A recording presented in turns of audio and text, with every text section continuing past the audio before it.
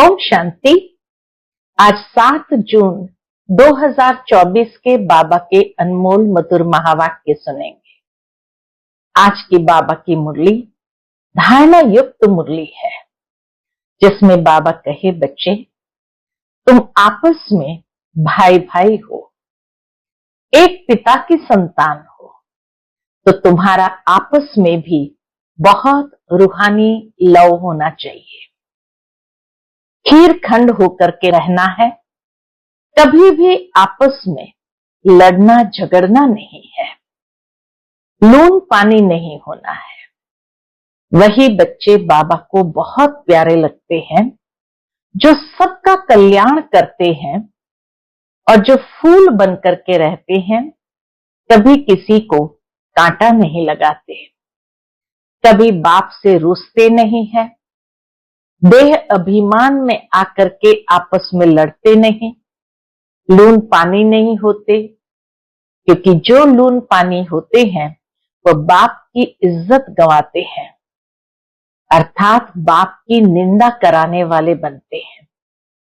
तो तुम बच्चों को कभी भी आपस में रूहानी प्रेम से रहना है, देही अभिमानी होकर के रहना है। वही बच्चे बाबा को बहुत प्यारे लगते हैं। तो सुनते हैं आज के बाबा के अनमोल मधुर महावाक्य। ओम शांति। मीठे बच्चे, तुम आपस में रूहानी भाई भाई हो, तुम्हारा एक दो से अति प्यार होना चाहिए। तुम प्रेम से भरपूर गंगा बनो, कभी भी लड़ना झगड़ना नहीं। आज की मुरली से प्रश्न है, रूहानी बाप को कौन से बच्चे बहुत बहुत प्यारे लगते हैं? उत्तर, पहली बात, जो श्रीमत पर सारे विश्व का कल्याण कर रहे हैं, और दूसरा, जो फूल बने हैं, कभी भी किसी को कांटा नहीं लगाते, आपस में बहुत बहुत प्यार से रहते हैं, कभी रूसते नहीं। ऐसे बच्चे बाप को बहुत बहुत प्यारे लगते हैं। जो देह अभिमान में आकर आपस में लड़ते हैं, लून पानी होते हैं, वह बाप की इज्जत गंवाते हैं, वह बाप की निंदा कराने वाले निंदक है। ओम शांति। जैसे रूहानी बच्चों को अब रूहानी बाप प्यारा लगता है, वैसे रूहानी बाप को रूहानी बच्चे भी प्यारे लगते हैं, क्योंकि श्रीमत पर सारे विश्व का कल्याण कर रहे हैं। कल्याणकारी सब प्यारे लगते हैं। जो बाबा की श्रीमत पर विश्व का कल्याण करते हैं, ऐसे कल्याणकारी बाबा को बहुत प्यारे लगते हैं। तुम भी आपस में भाई भाई हो, तो तुम भी जरूर एक दो को प्यारे लगेंगे। बाहर वालों से इतना प्यार नहीं रहेगा जितना बाप के बच्चों का आपस में होगा। तुम्हारा भी आपस में बहुत बहुत प्यार होना चाहिए। अगर भाई भाई यहां ही लड़ते झगड़ते हैं या प्यार नहीं करते, तो वो भाई नहीं ठहरे। तुम्हारा आपस में लव होना चाहिए। बाप का भी आत्माओं से लव है ना, तो आत्माओं का भी आपस में बहुत लव होना चाहिए। सतयुग में सब आत्माएं एक दो को प्यारी लगती है। क्यों? क्योंकि शरीर का अभिमान टूट जाता है। तुम भाई भाई एक बाप की याद से सारे विश्व का कल्याण करते हो, अपना भी कल्याण करते हो, तो भाइयों का भी कल्याण करना चाहिए। इसलिए बाप देह अभिमानी से देही अभिमानी बना रहे हैं। जितना जितना देही अभिमानी बनते जाएंगे, आपस में रूहानी प्यार बढ़ता जाएगा। वो लौकिक भाई भाई तो आपस में धन के लिए, हिस्से के लिए लड़ पड़ते हैं। यहाँ लड़ने झगड़ने की बात नहीं, हर एक को डायरेक्ट कनेक्शन रखना पड़ता है। बाबा कहे हर एक को अपना डायरेक्ट कनेक्शन बाबा से रखना पड़ता है। यह है बेहद की बात। योग बल से बाप से वर्षा लेना है, लौकिक बाप से स्थूल वर्षा लेते हैं। यह तो है रूहानी बाप। तो रूहानी बाप से रूहानी बच्चों को रूहानी वर्षा। बाबा कहे यहाँ है रूहानी बाप से रूहानी बच्चों को रूहानी वर्षा।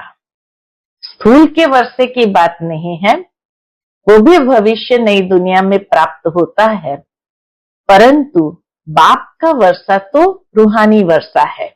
गुणों का, शक्तियों का यह वर्षा प्राप्त होता है। हर एक को डायरेक्ट बाप से वर्षा लेना है। जितना जितना इंडिविजुअल बाप को याद करेंगे उतना वर्षा मिलेगा। बाप देखेंगे आपस में लड़ते हैं तो बाप कहेंगे तुम निधन के हो क्या। रूहानी भाई भाई को झगड़ना नहीं चाहिए। अगर भाई भाई होकर आपस में लड़ते झगड़ते हैं, प्यार नहीं, तो जैसे रावण के बन जाते हैं। वह सब आसुरी संतान ठहरे। फिर दैवी संतान और आसुरी संतान में जैसे कि फर्क नहीं रहता, क्योंकि देह अभिमानी बनकर ही लड़ते हैं। ये बाबा का भाव है कि जितना व्यक्ति देह अभिमान में आ जाता है तो जरूर है देह अभिमान क्रोध की उत्पत्ति जरूर कराएगा। तो फिर आसुरी संतान और दैवी संतान में अंतर ही क्या है। आत्मा आत्मा से लड़ती नहीं है। इसलिए बाप कहते मीठे मीठे बच्चे आपस में लून पानी नहीं होना। होते हैं तब समझाया जाता है। फिर बाप कहेंगे यह तो देह अभिमानी बच्चे हैं। फिर भी अगर लड़ते झगड़ते रहते हैं तो बाबा यही कहेंगे यह तो देह अभिमानी बच्चे हैं, रावण के बच्चे हैं, हमारे तो नहीं है। क्योंकि आपस में लोन पानी होकर रहते हैं तो रावण के हो गए। तुम 21 जन्म खीरखंड होकर रहते हो। इस समय देही अभिमानी बन रहना है। अगर आपस में नहीं बनती है तो उस समय के लिए रावण संप्रदाय समझना चाहिए। आपस में लून पानी होने से बाप की इज्जत गंवाएंगे। बलीश्वरीय संतान कहते हैं, परंतु आसुरी गुण है तो जैसे देह अभिमानी है। देही अभिमानी में ईश्वरीय गुण होते हैं। जितना जितना देही अभिमानी बनते जाते तो उसमें ईश्वरीय गुण होते। यहाँ तुम ईश्वरीय गुण धारण करेंगे तभी बाप साथ में ले जाएंगे। फिर वही संस्कार साथ में जाएंगे। बाप को मालूम पड़ता है कि बच्चे देह अभिमान में आकर लून पानी हो रहते हैं। वह ईश्वरीय बच्चे कहला न सके। लून पानी वाले ईश्वरीय बच्चे कहला न सके। कितना अपने को घाटा डालते हैं। एक बात के ऊपर बाबा आज विशेष अटेंशन खिंचवा रहे हैं कि न आपस में लड़ना है और न ही लून पानी होकर के रहना है। कितना अपने को घाटा में डालते हैं, माया के वश हो जाते हैं। आपस में लून पानी माना नमक पानी या मतभेद में आ जाते हैं। आपस में लून पानी हो जाते हैं। यूं तो सारी दुनिया ही लून पानी है, लेकिन अगर ईश्वरीय संतान भी लून पानी हो तो बाकी फर्क क्या रहा। वह तो बाप की निंदा कराते हैं। बाप की निंदा कराने वाले लून पानी होने वाले ठौर पा न सके। उनको नास्तिक भी कह सकते हैं। आस्तिक होने वाले बच्चे कभी लड़ नहीं सकते। आस्तिक है जिसने सब ज्ञान को अच्छी तरह समझा है, वह कभी लड़ नहीं सकते।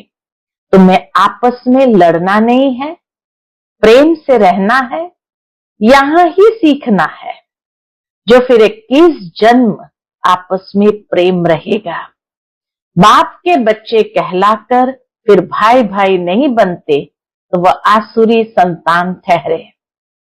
बाप बच्चों को समझाने के लिए मुरली चलाते हैं, लेकिन देह अभिमान के कारण उन्हों को यह भी मालूम नहीं पड़ता कि बाबा हमारे लिए कह रहे हैं। माया बड़ी तीखी है। बाबा कहे माया बड़ी तीखी है। जैसे चूहा काटता है, जो मालूम ही नहीं पड़ता है, माया भी बड़ी मीठी मीठी फूंक दे और काट लेती है, पता भी नहीं पड़ता है। आपस में रूसना आदि आसुरी संप्रदाय का काम है। बहुत सेंटर्स में लून पानी होकर रहते हैं। अभी कोई परफेक्ट तो बने नहीं है। माया वार करती रहती है।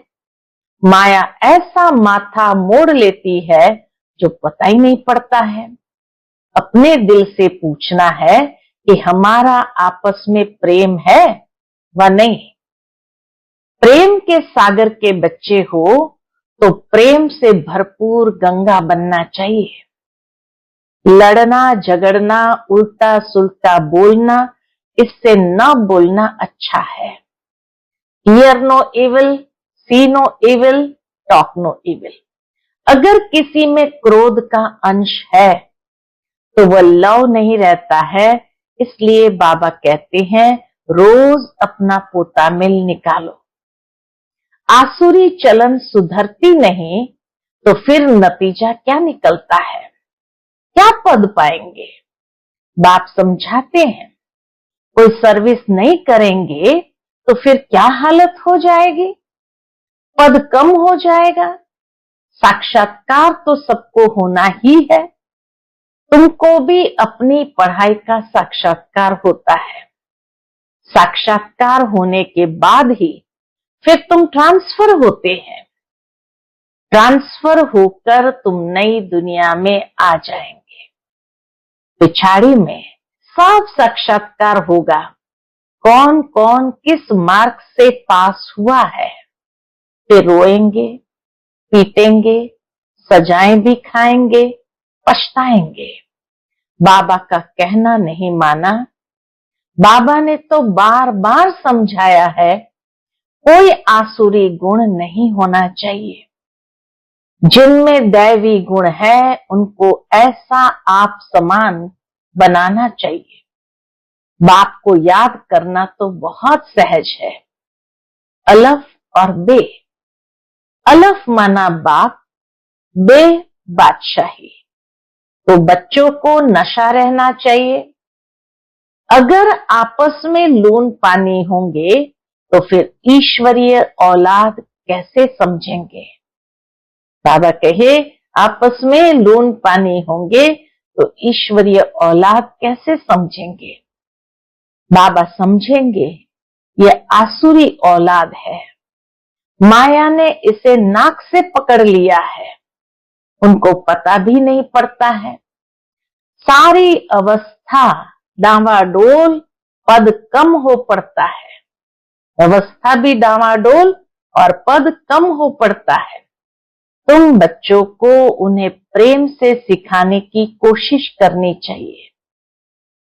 प्रेम की दृष्टि रहनी चाहिए।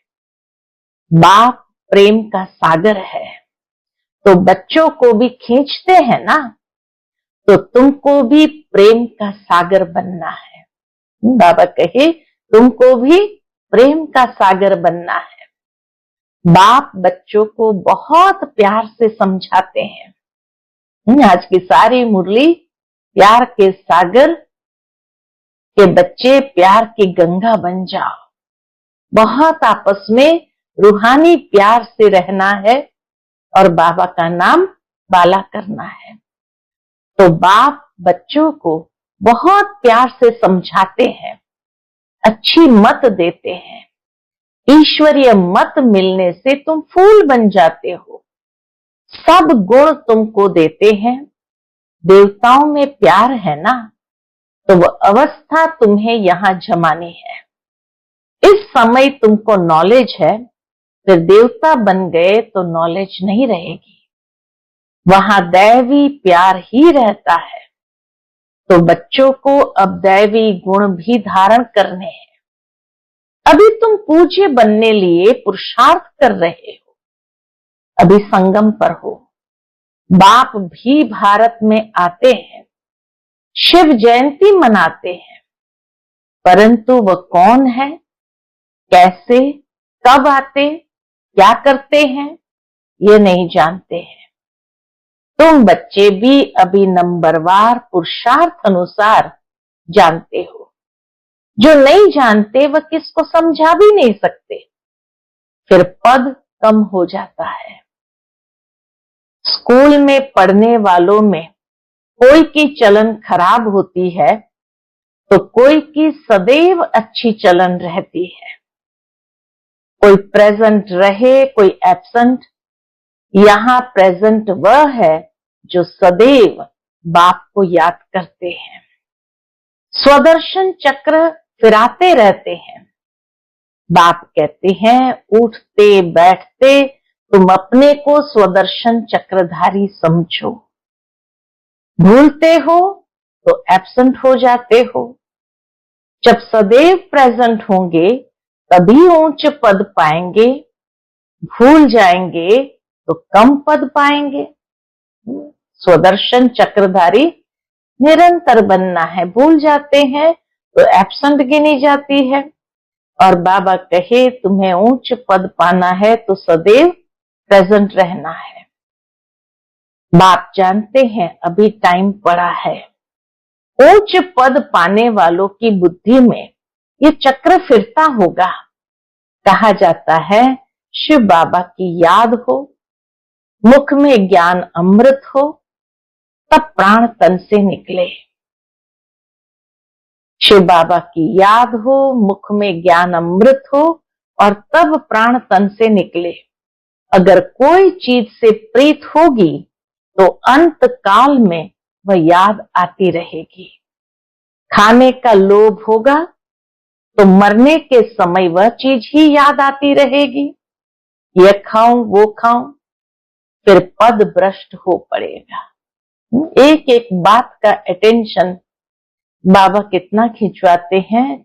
सूक्ष्म से सूक्ष्म धारणा की बात भी बाबा आज स्पष्ट करते हैं कि यह लालच भी नहीं होनी चाहिए, ये खाऊं वो खाऊं, नहीं तो अंत में भी वही याद आएगा, फिर पद भ्रष्ट हो पड़ेगा। बाप तो कहते हैं स्वदर्शन चक्रधारी होकर मरो। शरीर छोड़ो तो भी कैसे छोड़ो, स्वदर्शन चक्रधारी होकर शरीर छोड़ो। और कुछ भी याद न आए, बिगर कोई संबंध, जैसे आत्मा आई है वैसे जाना है। लोभ भी कम नहीं है। लोभ है तो पिछाड़ी समय वही याद आता रहेगा। नहीं मिला तो उसी आश में मर जाएंगे। इसलिए तुम बच्चों में लोभ आदि भी नहीं होना चाहिए। बाप समझाते तो बहुत है, परंतु समझने वाले कोई समझे। बाप की याद को एकदम सीने से लगा दो। बाबा, अहो बाबा, बाबा बाबा मुख से कहना भी नहीं है, लेकिन अंदर में बाबा की याद इतनी समाई हुई हो। अजपा जाप चलता रहे। बाप की याद में कर्मातीत अवस्था में यह शरीर छूटे तब उच्च पद पा सकते हो। बाबा की याद में कर्मातीत अवस्था में यह शरीर छूटे तब बाबा कहे ऊंच पद पा सकते हो। अच्छा, मीठे मीठे सिकिलधे बच्चों प्रति माता पिता बाप दादा का याद प्यार और गुड मॉर्निंग। रूहानी बाप की रूहानी बच्चों को नमस्ते। हम सभी रूहानी बच्चों की रूहानी माता पिता बाप दादा को याद प्यार, गुड मॉर्निंग और नमस्ते। नमस्ते। शुक्रिया बाबा, शुक्रिया। आज की मुरली से धारणा के लिए मुख्य सार है, पहला, प्रेम से भरपूर गंगा बनना है। सबके प्रति प्रेम की दृष्टि रखनी है। कभी भी मुख से उल्टे बोल नहीं बोलने हैं। दूसरे पॉइंट, किसी भी चीज में लोभ नहीं रखना है। स्वदर्शन चक्रधारी होकर रहना है। अभ्यास करना है कि अंत समय कोई भी चीज याद न आए। आज का बाप दादा का मधुर वरदान हम बच्चों के प्रति है, पुरानी देह व दुनिया की सर्व आकर्षणों से सहज और सदा दूर रहने वाले राज ऋषि भव। पुरानी देह व दुनिया की सर्व आकर्षणों से सहज और सदा दूर रहने वाले राज ऋषि भव। राज ऋषि अर्थात एक तरफ सर्व प्राप्ति के अधिकार का नशा और दूसरे तरफ बेहद के वैराग्य का अलौकिक नशा। एक तरफ सर्व प्राप्ति के अधिकार का नशा और दूसरे तरफ बेहद के वैराग्य का अलौकिक नशा। वर्तमान समय इन दोनों अभ्यास को बढ़ाते चलो। वैराग्य माना किनारा नहीं, लेकिन सर्व प्राप्ति होते भी हद की आकर्षण मन बुद्धि को आकर्षण में नहीं लाए। संकल्प मात्र भी अधीनता न हो, इसको कहते हैं राज ऋषि अर्थात बेहद के वैरागी।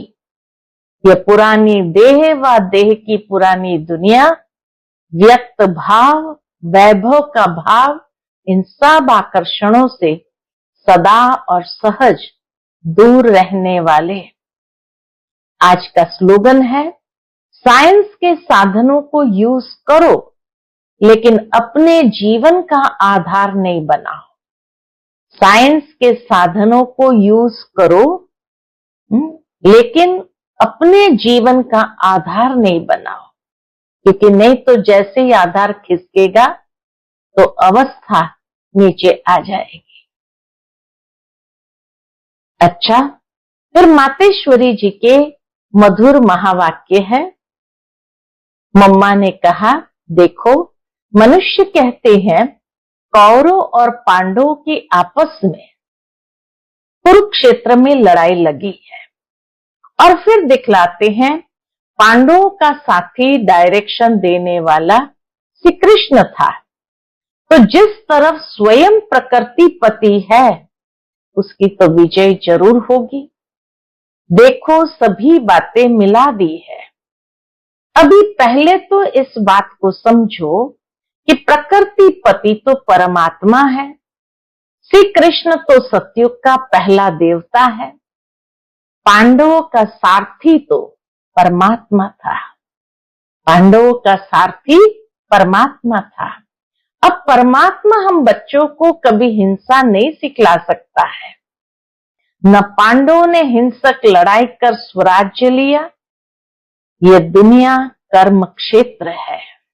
तो बाबा कहे, परमात्मा ने कभी अपने बच्चों को हिंसा नहीं सिखलाई और न ही पांडवों ने हिंसक लड़ाई से स्वराज्य लिया। यह दुनिया कर्म क्षेत्र है, जिसमें मनुष्य जैसा जैसा कर्म कर बीज बोता है वैसा अच्छा व बुरा फल भोगता है। जिस कर्म क्षेत्र पर पांडव अर्थात भारत माता शक्ति अवतार भी मौजूद है, परमात्मा भारत खंड में ही आते हैं। इसीलिए भारत खंड को अविनाशी कहा जाता है। परमात्मा का अवतरण खास भारत खंड में हुआ है, क्योंकि अधर्म की वृद्धि भी भारत खंड से हुई है। वहां ही परमात्मा ने योग बल द्वारा कौरव राज्य खत्म कर पांडवों का राज्य स्थापन किया। तो परमात्मा ने एक आदि सनातन धर्म स्थापन किया, परंतु भारतवासी अपने महान पवित्र धर्म और श्रेष्ठ कर्म को भूल अपने को हिंदू कहलाते हैं। बेचारे अपने धर्म को न जान औरों के धर्म में जुट गए हैं। बाबा कहे भारतवासी महान पवित्र धर्म श्रेष्ठ कर्म को भूल अपने को हिंदू कहलाते हैं। बेचारे अपने धर्म को न जान औरों के धर्म में जुट गए हैं। तो ये बेहद का ज्ञान बेहद का मालिक खुद ही बताता है। यह तो अपने स्वधर्म को भूल हद में फंस गए हैं, जिसको कहा जाता है अति धर्म ग्लानि, क्योंकि यह सब प्रकृति के धर्म है, परंतु पहले चाहिए स्वधर्म। तो हर एक का स्वधर्म है कि मैं आत्मा शांत स्वरूप हूं, फिर अपनी प्रकृति का धर्म है देवता धर्म। दैहिक धर्म देवता धर्म है, आत्मा का धर्म स्वधर्म है। यह 33 करोड़ भारतवासी देवताएं हैं। तभी तो परमात्मा कहते हैं अनेक देह के धर्मों का त्याग करो, सर्व धर्मन परित्यज। इस हद के धर्मों में इतना आंदोलन हो गया है, तो अब इन हद के धर्म से निकल बेहद में जाना है। उस बेहद के बाप सर्वशक्तिमान परमात्मा के साथ योग लगाना है। तो सर्वशक्तिमान प्रकृतिपति परमात्मा है, न किसी कृष्ण। तो कल्प पहले भी जिस तरह साक्षात प्रकृतिपति परमात्मा थे, उनकी विजय गाई हुई है। अच्छा, ओम शांति।